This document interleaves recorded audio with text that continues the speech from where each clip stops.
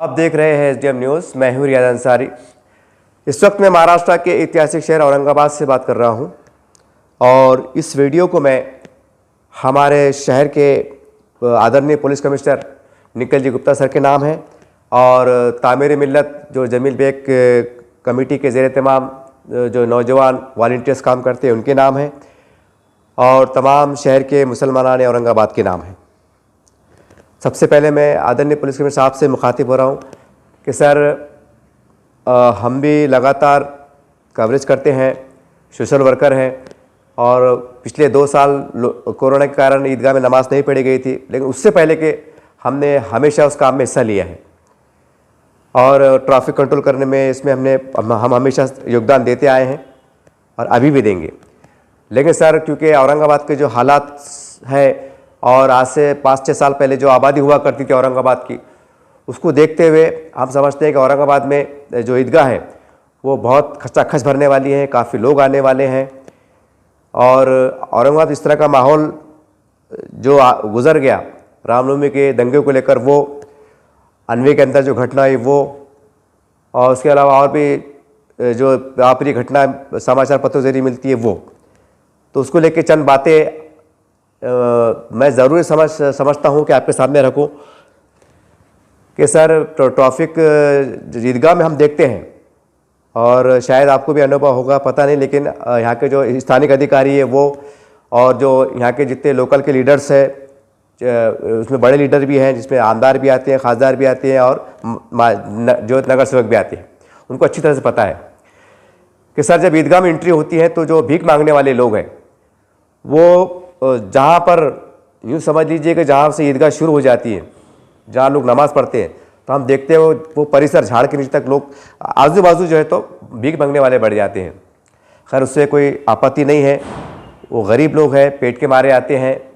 एक आशा रहती है कि ईद के बहाने से कुछ हमको दान में पुण्य में कुछ पैसे मिल जाएंगे, हमारा कुछ भला हो जाएगा, उस पर हमें कुछ कहना नहीं है। लेकिन हम देख रहे हैं कि लगातार 7-2 साल से मेरा खुद का अनुभव भी है, आपको भी इसकी अच्छी तरह से जानकारी होंगी कि जो भीख मांगने वाले लोग हैं ये बड़ी संख्या में नशा कर रहे हैं। और इससे पहले 2-3 साल पहले के जो कोरोना काल से पहले मैंने ईद की नमाज़ को मैंने कवर किया था, चैनल के माध्यम से कवर किया था, ट्रैफिक कंट्रोल करने में भी मैंने सहायता की थी, तो मुझे उसका भी एक अनुभव है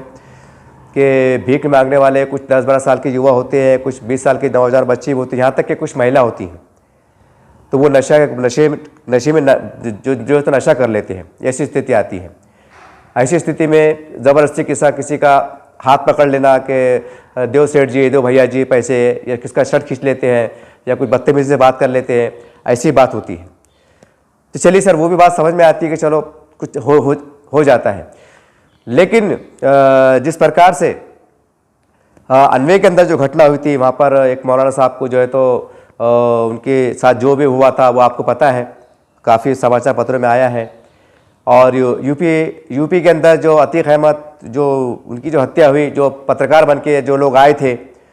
वो भी एक अजीब गरीब घटना है। खैर वो घटना से हमारे शहर से कोई ताल्लुक़ नहीं है, लेकिन कहने का मतलब ये है कि जो बदमाश लोग होते हैं जो चाहते हैं कि भाई अगर किसी का वातावरण ख़राब करना है तो कोई रास्ता ढूंढते हैं कि हम किस तरह प्लानिंग करें। तो वो भी दिल में ख्याल आ रहा था कि भारत में पहली एक ऐसी घटना हुई जो पत्रकार बन के घटना अंजाम दी गई, जो शर्मनाक बात है। तो दिल में आ रहा था कि हो सकता है कि औरंगाबाद के अंदर, क्योंकि ऐसा होता है सर कि पूरे ज़िले से लोग नमाज़ को आते हैं, आस्था से आते हैं, हालांकि वहाँ भी नमाज़ पढ़ते हैं, लेकिन बहुत से लोग हम उसके गवाह हैं, हमको अच्छी जानकारी है कि कई लोग कि औरंगाबाद से ऐतिहासिक ईदगाह में नमाज़ पढ़ने आते हैं, 2 व्हीलर पे गाड़ी में आते हैं। ऐसे लोग हैं, संख्या बड़ी संख्या है जो आते हैं, इस बहाने से औरंगाबाद में घूम फिर के चले जाते हैं। इसी वजह से ईदगाह खचाखच भर जाती है। और भीख मांगने वाले भी जो है तो अतराफ़ के जो खेड़े पाड़े हैं वहाँ से आ जाते हैं, उसमें जवान बच्चे भी रहते हैं, महिलाएं भी रहती हैं जो नशा भी करते हैं। तो दिल में ख्याल आ रहा है कि भाई अब ये नशा करने वालों को कुछ भरोसा नहीं होता है, क्योंकि हमने 3-4 साल पहले जब ईदगाह में थे तो मेरा खुद के सामने का वाक़या है सर कि बहुत से गाड़ियों से पेट्रोल चोरी हुआ था। अब वो पता नहीं, फिर 1-2 को हमने चुराते हुए देखे थे, मतलब बच्चे भाग गए थे। अब बाय द वे ऊपर वाला ना करे कभी ऐसी, और मेरे मन में ख्याल आया कि भाई कोई गाड़ी से कोई नशेबाज बच्चा पेट्रोल चुरा के बेचते, पता नहीं क्या करते, हो सकता अगर ऐसी घटना हुई कि नहीं देखा, घबराहट में उन्हें नली छोड़ दिया और बाय द वे आग लग गई, कुछ होगा। तो कुछ भी हो सकता है। हालांकि वो एक घटना हो सकती है, लेकिन कुछ भी हो सकता है। तो ये वजह से मेरे मन में ख्याल आया सर कि इस बात पे जो जितने भीख मांगने वाले लोग हैं, तो मेरी पर्सनल सुझाव है, क्योंकि मैं भी सोशल वर्कर हूँ और काफ़ी मैंने अच्छे बुरे हालात को करीब से देखा हूँ। तो मेरी सर आपसे रिक्वेस्ट है कि भीख मांगने वालों को, जहाँ हमारा बाबा साहब का जो स्तंभ है यूनिवर्सिटी का, वहाँ अजा पर्चा की टेकड़ा जो PS कॉलेज को हम पार करते हैं, वहाँ पर एक स्तंभ है, उसके इधर अगर हम भीख मांगने वालों को वहाँ पर अगर बोले कि भाई देखिए आप यहाँ आराम से व्यवस्थित बैठिए, तो हम समझते हैं कि सुरक्षित माहौल रहेगा। क्योंकि वहाँ अक्सर ये होता है कि जब पार्किंग में गाड़ियाँ रहती हैं, कभी कभी कुछ लोग सीट कवर चोरी चल जाते हैं, कुछ सामान चोरी चल जाता है, लोग बोल नहीं पाते हैं। बाद में हमको मालूम पड़ता है यार वहाँ ये चोरी हुआ तो वो चोरी हुआ, तब लोग 100-200 की बातें बोल नहीं पाते। लेकिन बात चोरी की भी नहीं है, बात 100-200 नुकसान की भी नहीं है, लेकिन पता नहीं है कि मन में ख्याल आया कि ये लोग कुछ आपस में लड़ भी लेते हैं। कुछ लोग, अगर ऐसा उदाहरण दूंगा सर, जैसा मैंने किसी की बोला कि भाई 100 रुपये लीजिए, आप सब लेके 10-10 रुपये ले लीजिए, ये ऐसा होता है, ये हर साल होता है। तो ऐसा होता है सर, वो लड़ लेते हैं, वो भिखारी आपस में लड़ लेते हैं, उनको छुड़ाना पड़ता है, ऐसी स्थिति भी हो जाती है। तो ये एक वजह है। और दूसरी बात, हमने व्हाट्सएप फेसबुक पे देखा है कि रमज़ान के चंदों में ऐसी घटनाएं भी देखने को मिली है कि मस्जिदों के अंदर अन्य धर्म के लोग टोपी पैजामा दाढ़ी के साथ, ऐसा लगता है कि मानो मुसलमान दिख रहे हैं, तो मस्जिदों में आते हैं, फर्स्ट क्लास नमाज भी पढ़ लेते हैं। ऐसी घटनाएं भी व्हाट्सएप सोशल मीडिया पर वायरल हुई है, समाचार पत्रों में भी आया है काफ़ी। और उसमें जो है तो वो चंदा कर रहे, जो मदरसे के नाम पे, मस्जिद के नाम पे। खैर एक अलग चीज़ है, अगर आप सही मदरसे वाले हैं, आप मदरसे के लिए चंदा ज़कात खैरात जमा करते हैं, वो तो जो अलग बात है। लेकिन अन्य धर्म के लोग भेद बदल के अगर चंदा करें, जमा करें, तो कहने की सोचने वाली बात है। इसकी वीडियो वायरल हुई है सोशल मीडिया पे, जो मेरे नज़रों के सामने गुजर चुके हैं। तो मेरे मन में ख्याल आया कि जब ये टोपी पहन के चंदा जमा कर सकते हैं, मस्जिद में घुस सकते, तो ईदगाह में क्यों नहीं आ सकते टोपी पहन के? और टोपी पहने के बाद पैजामा, नरू शर्ट पहने बाद कौन पहचान रहा है कि वे कौन बंदा है? टोपी लगाए बाद तो कोई बोलेगा मुसलमान है। तो दिल में ख्याल आया कि भाई कुछ शरारत, धक्का बुक्की हो जाती, जैसा राम मंदिर के पास हुआ। दो तरह की बातें चल रही है। खैर वो जांच का विषय है, उसमें मैं ज़्यादा बोलना नहीं चाहता, क्योंकि पुलिस प्रशासन उसकी पूरी तरह से निष्पक्ष जांच कर रहा है। लेकिन जो बातें जो खुल के सामने आई थे वो ये थी कि भाई दो मुस्लिम समाज के लोग आपस में लड़ भिड़ लिए थे। एक बात ही सुनने में आई थी, और कुछ आरोप लगे थे कि भाई कुछ बाहर के लोग आए थे। और उसमें ज़्यादा कहना नहीं चाहता, लेकिन प्रमुखता के साथ जो बात वायरल हुई थी राम मंदिर दंगे को लेकर, कि मुस्लिम समाज के जो कुछ बच्चे आपस में लड़ लिए थे,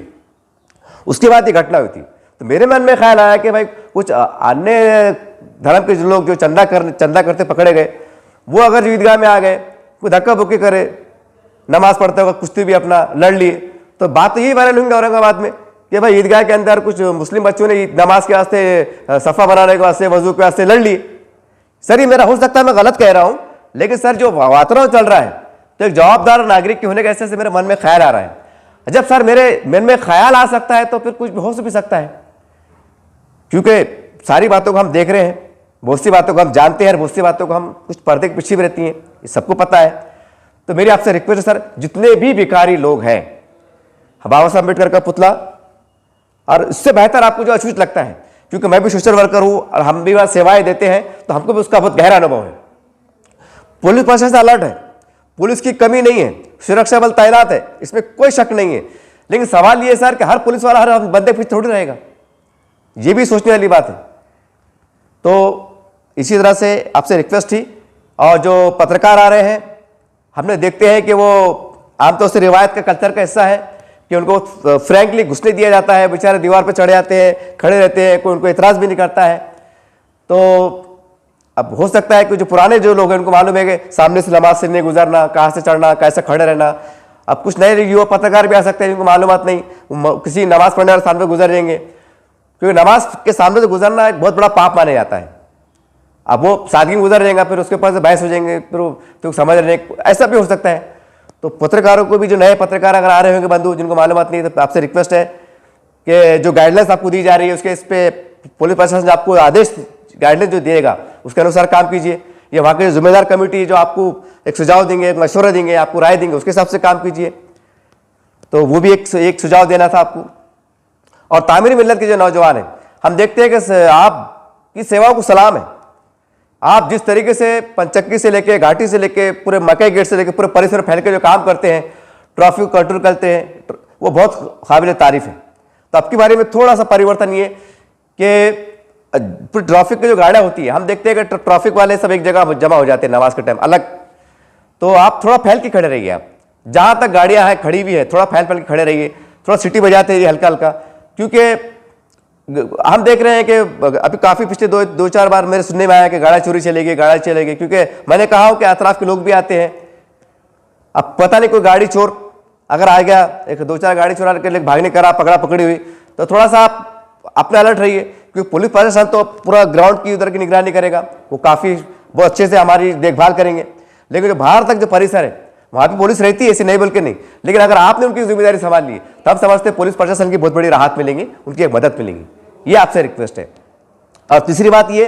कि जो लोग आ रहे हैं, हम देखते हैं कि हमेशा ईदगाह में 2 लाख 2.5 लाख 3 लाख तक चले जाती हैं, आबादी बहुत फुल बढ़ रही है। हालांकि औरंगाबाद में 2-3 ईदगाह हैं,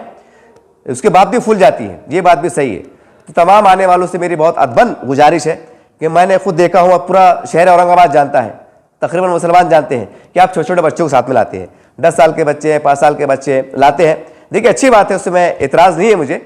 लेकिन सवाल ये है कि आज से 5 साल पीछे और 10 साल पीछे की जो आबादी है वो बहुत ज़्यादा बढ़ चुकी है। मान लीजिए अगर 50,000 बच्चों ने अगर 2-2 बच्चे ला लिए साथ में,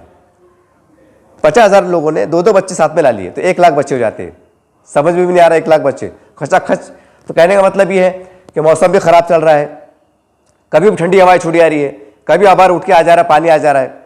तो हम तो दुआ करेंगे कि अल्लाह ताला कल का दिन अच्छे से गुजर जाए और पानी वगैरह ना आए, मौसम के हालात ख़राब ना हो, हम दुआ करेंगे। लेकिन बोलते हैं ना भाई, ऊपर वाले के हाथ में कुछ कहा नहीं जा सकता, बारिश पानी भी आ सकती है। तो ऐसी हालत में अगर आप छोटे छोटे बच्चे लाते हैं तो परेशानी होंगी। तो इस वास्ते आपसे रिक्वेस्ट है कि क्योंकि आबादी बहुत बढ़ चुकी है, लोग काफ़ी तादाद में आ रहे हैं, तो वो उसको लिहाज करते हुए, उसका थोड़ा ख्याल करते हुए थोड़ा आप बच्चों को ना लाएं। और जो बुजुर्ग शख्सियत है हम देखते हैं कि जिनकी 65 साल 70 साल उम्र होती है, वो बड़ी मोहब्बतों के साथ, बड़ी अक़ीदतों के साथ वहाँ आते हैं, क्योंकि सबको पता है कि ईदगाह का वो मैदान है कि पता नहीं किसकी एक आमीन पे किसकी दुआ कबूल हो जाए, किसी एक रोज़गार की दुआ को अल्लाह कबूल कर ले और उसके सदक़े तुफ़ैल में सबका बेड़ा पार हो जाए। यही मोहब्बत में, यही आस्था के साथ, यही उसके साथ आते हैं। अच्छी बात है, बहुत बड़ी बात है, हम उस जज्बे को भी सलाम करते हैं। लेकिन मेरे तमाम बुजुर्ग जो है जिनकी उम्र 60-70 साल है, उनसे मेरी रिक्वेस्ट है, देखिए मेरी आपके ताल्लुक़ को बदगुमानी नहीं है, इससे तो हमको ज़्यादा खुशी है, क्योंकि बुजुर्गों की दुआओं में असर होता है, मासूम बच्चों की दुआओं में भी असर होता है, ये हम पढ़ते भी हैं, सुनते भी हैं।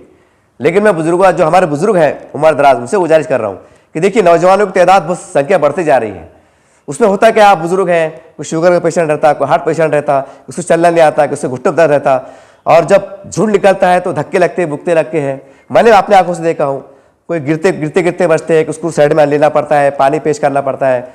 थोड़ा बिठाना पड़ता है। इसके जो हुजूम रहता है 1-2 लाख का, तो उसमें एक कभी कभी घबराहट भी होता है बाई चांस। तो मैं एहतियात के वास्ते पढ़ा, मुझे कुछ ऐसा वो नहीं है। मैंने पहले कहा कि भाई बुजुर्गों की दुआओं में असर रहता है, हर मासूम बच्चे की दुआओं में भी असर रहता है, इससे इनकार नहीं कर सकते आप। तो थोड़ा कोशिश कीजिए, अगर आप कोशिश कर सकते हैं अपने महल्ले की मस्जिद नमाज अदा कर लीजिए। जो हमारे बुजुर्ग है 50, 60, 70 साल, 80 साल, जो मतलब बीमार है, जो बीमार महसूस करते हैं अपने आप को, कभी दम लगता है, सांस फूलती है, तो ऐसे लोग जैसा ना है, अपने महल्ले की मस्जिद नमाज पढ़े। जो यंग है, जो बर्दाश्त कर सकते हैं थोड़ा तकलीफ, वो बिल्कुल आ सकते हैं, वेलकम, कोई दिक्कत की बात नहीं है। और आते आते अक्सर हम देखते हैं कि ईद के दिन एक गाड़ी पे 4 बैठे जाते हैं, कभी कभी 3 बैठ जाते हैं, 4 बैठ जाते हैं। देखिए आपको ऊपर उंगली उठाना मकसद नहीं है और आपको बुरा बोलना मकसद भी नहीं है, लेकिन होता है खुशी का पल रहते हैं, लोग एंजॉय करते हैं, सारी बात सही है। लेकिन आप 4 बैठ आते हैं, 3 बैठ आते हैं, गाड़ी को रेस देते हैं, भगाते हैं, फिर वो तरह तरह की शैतानी आवाज़ निकलती है, ची पाप, वो अलग बड़ा अजीब आवाज़, यानी कुछ आवाज़ तो ऐसी होती है कि गलती अगर बटन दबा दिया तो सामने वाला ऐसा हो जाता। तो ऐसा भी हो जाता, कोई हार्ट का पेशेंट रहता, कोई बीमार रहता। तो आपसे गुजारिश है कि जो नौजवान जो गाड़ी पे आ रहे हैं, जो रेस करते हैं, कि आप बड़े प्यार से, बड़े इत्मीनान से आए, आहिस्ता चलाते आए, और बड़ी मेहरबानी करेगा जो तो डबल सीट आए, ट्रिपल सीट ना आए। अगर मजबूरी है तो चलो एक अलग शक्ल होती है, लेकिन आप आराम से आए, धीरज चलाए, एक्सीडेंट ना हो, इसका भी ख्याल करें। और जब ईद की नमाज में पहले कोशिश करो पहुँचने की। अक्सर क्या होता है, ये हमारा भी अनुभव है और सारे लोगों को मालूम है, ईद की नमाज खड़े खड़े होती है और रश बढ़ता, लोग आ रहे, तो उसमें घबराहट में भाग दौड़, धूल मट्टी, गिर रहे पड़ रहे, धक्के बुक्के, ये होता है। तो आपसे गुजारिश है कि अगर आपने तय कर लिया है दिल में कि भाई मुझे ये छावनी की ईदगाह में नमाज पढ़ना है, तो वहाँ पर आधा पौन घंटा पहले पहुँच के पहली सफ में बैठो आप। ताकि जो बाहर के लोग आने वाले हैं उनको आसानी हो जाए। क्योंकि साहब 30 दिन के रोजे रखे हैं, भूख प्यास की हालत है, गलावट होती है, सारी बात होती है, खुशी का पल रहता है, उनके आप थोड़ा उसके लिए उनका लिहाज करो, उनका आप ख्याल करो। आपसे गुजारिश है कि 1 घंटा पहले आके आराम से जिक्र में बैठ जाओ आप, वो भी आपकी इबादत में शामिल है, और ताकि बाहर से जो देर से आने वाले हैं तो उनको आसानी से जगह मिल जाए, ये भी आपसे गुजारिश है। और दूसरी बात क्या, जब नमाज खत्म हो तो हम देखते हैं कि हुजूम निकल जाता है, यहाँ तक कि लोग खबरस्तानों से कुचल के निकल जाते हैं, खबरस्तानों से हमने देखा आंखों से, तो उसमें कहने के खबरों की बेरहमती होती हैं। अब पुरानी खबरें, कदीम खबरें, पता नहीं कोई खबर में कौन अल्लाह का नेक बंदा लेटा है, हमें पता नहीं है, तो हमें लिहाज करना चाहिए, इसका हमें बहुत अदब एहतराम करना चाहिए। आपसे बदगुमानी नहीं है कि आप जानबूझ करते होंगे, लेकिन ऐसा हो जाता है, मैंने देखा हो आंखों से, आप काफ़ी लोगों ने देखा है, तो आपको खाली एहतियात तौर पर बात बोलना है कि निकलते वक्त थोड़ा बर्दाश्त करो कि ये जैसा आपको लग रहा है कि आपको दिख रहा है आगे रश बढ़ा हुआ है, तो आप खुद ब्रेक हो जाइए, आप तय कर लो कि मुझे आधे घंटे के बाद निकलना है। आप साइड पे खड़े होकर आराम से बात कीजिए, किसी से फ़ोन पे बात कीजिए, कुछ जान पहचान के लोग हैं उनसे मुबारकबाद दीजिए, टाइम पास कीजिए, ताकि आगे का जो रश है वो अच्छे से निकल जाए,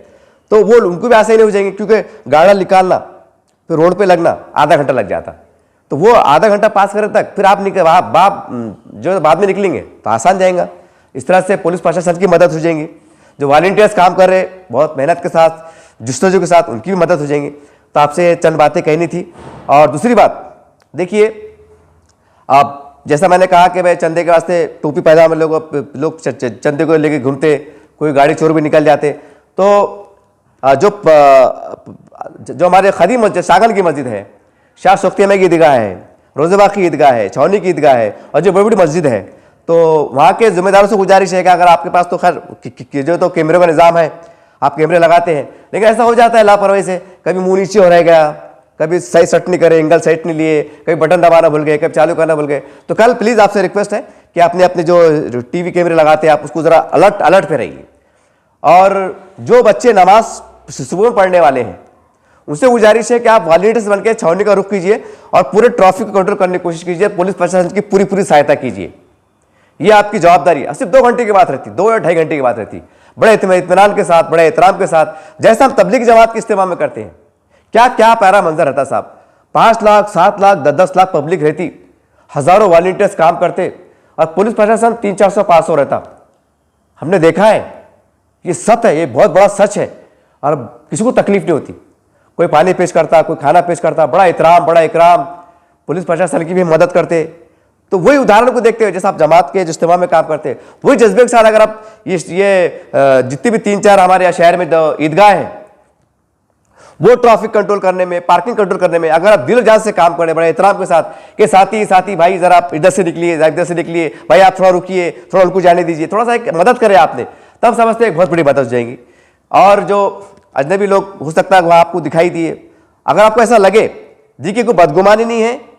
कोई शक है बात नहीं है, कोई भय का माहौल फैलाना नहीं है, लेकिन जो औरंगाबाद के माहौल चल रहा है, अफवाह का बाजार भी गर्म है, उसके संदर्भ में मैं एक जवाबदार नागरिक होने के नाते ये आपको बड़ी जिम्मेदारी से और एहतियात तब मैं आपको बात कर रहा हूँ कि आपको लगा कि यार कुछ 2 व्हीलर बच्चे इधर उधर देख रहे, हुलिये से कुछ अजीब फिरे, झगड़िए मत, बहस मत कीजिए, बहुत खामोशी में मोबाइल निकालना, गाड़ी का नंबर नोट करना, हिसाब से एक शूट करने का, आपको तो पता है टेक्नोलॉजी का ज़माना है, शूट करना कोई बात नहीं, कोई इज्जत करता है, झगड़ा करता है, उनको लड़िए मत, उठा के कमेटी के पास ले जाइए। जब पुलिस प्रशासन के जो अधिकारी पॉइंट पर खड़े थे उनको बोलिए सर ये बदतमीजी कर रहा है, बिला झगड़े कर रहा है, ऐसा भी हो सकता, ऐसा भी हम कर सकते हैं। तो ऊपर वाला अल्लाह ना करे कि सब बातें हो, ये दिल में एक शंका थी, एहतियातन चंद बातें आपके गोश गुजार करना था, कमिश्नर साहब की भी, कमेटी वालों को भी, और शहरी औरंगाबाद के मुसलमानों के नाम भी। तो उम्मीद करते हैं कि हो सकता है मेरे बोलने में अगर कुछ कमी होगी हो या कुछ गलती हो तो सबसे पहले मैं उसकी माफ़ी भी चाह लेता हूँ। अगर कुछ कमी है, आपको लगता है कि यार इन्होंने ये बोलना भूल गए, कि ऐसा भी कर सकते, कोई कमेटी के जिम्मेदार बोलिए, पुलिस प्रशासन के अधिकारी बोलिए, तो आप मुझसे बेहतर जो सुझाव मैंने दिया है उससे बेहतर भी आप काम कर सकते हैं, क्योंकि हमारा एक ही मकसद है कि कल का वातावरण, कल का ईद का दिन है, सब खुशी के साथ, उल्लास के साथ ईद की नमाज हो जाए और लोग अपने अपने घरों को लौट जाए और दिन भर लोग गले मिले, भाईचारे का माहौल नज़ारा पेश हो। ये हमारी इच्छा है, ये हमारी सोच है और ये हमारा संदेश है। तो उम्मीद करते हैं कि इस संदेश को और मेरे सुझाव पे हमारे सीपी आदरणीय सीपी साहब बहुत गंभीरता के साथ आप सोचेंगे, सोच विचार करेंगे, और कमेटी के लोग भी इससे बेहतर और क्या कर सकते हैं आप कोशिश कीजिए, ये आपसे एक गुजारिश है। जय हिंद, जय महाराष्ट्र।